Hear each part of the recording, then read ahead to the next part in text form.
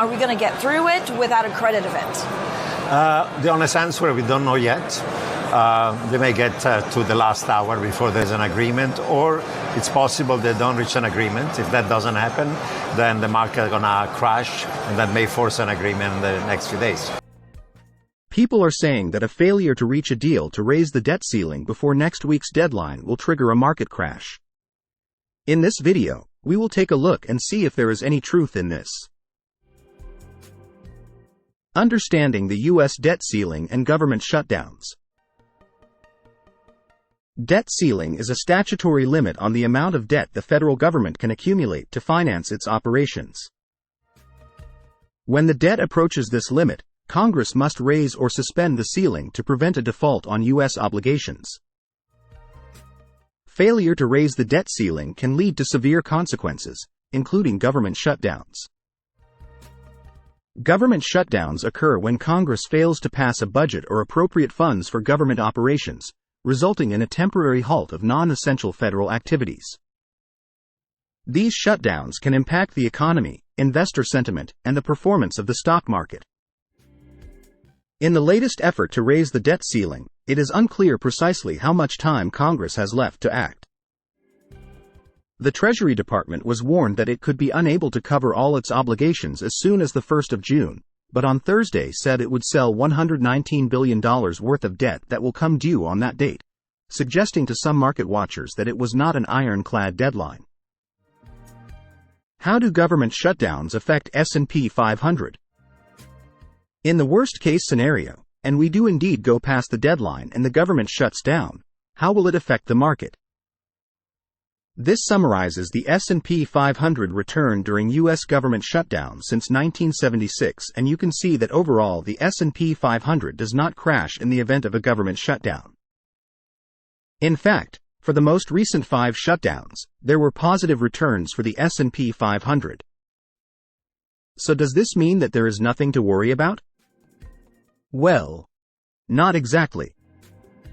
The most recent debt ceiling standoff that led to a market crash was back in 2011. From the 22nd of July 2011 to the 8th of August 2011, the S&P 500 experienced a staggering decline of approximately 16%, marking one of the most significant market downturns in recent history.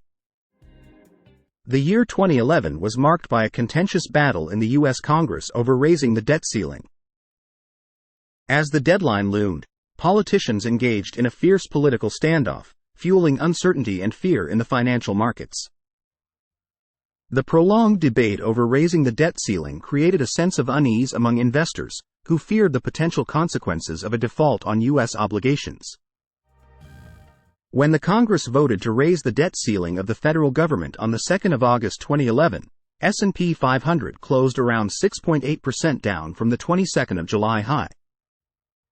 What really crashed the market was the radical step of downgrading the United States long-term credit rating from AAA to AA+ by S&P, even though the U.S. did not default.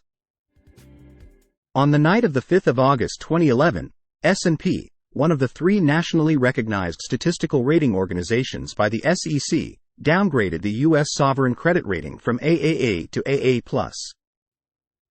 This was the first time the U.S. federal government was given a rating below AAA, and with the credit rating downgrade, the country's borrowing costs went up by $1.3 billion. The historic downgrade sent shockwaves through the financial system, eroding investor confidence and further intensifying the selling pressure on the S&P 500. By the time the market closed on the next trading day, 8th August, the S&P 500 experienced a staggering decline of approximately 16% from its peak on the 22nd of July. In summary, there will be uncertainty in the market during the U.S. debt ceiling standoff, but even if there is a failure to reach a deal to raise the debt ceiling before the deadline and the government defaults and shuts down, S&P 500 is unlikely to crash.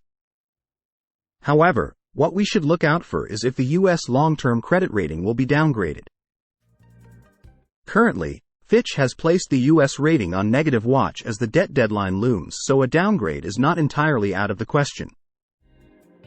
If a downgrade indeed happens, there is a good chance that S&P 500 will decline drastically, and I will be ready to load up S&P 500 on the cheap.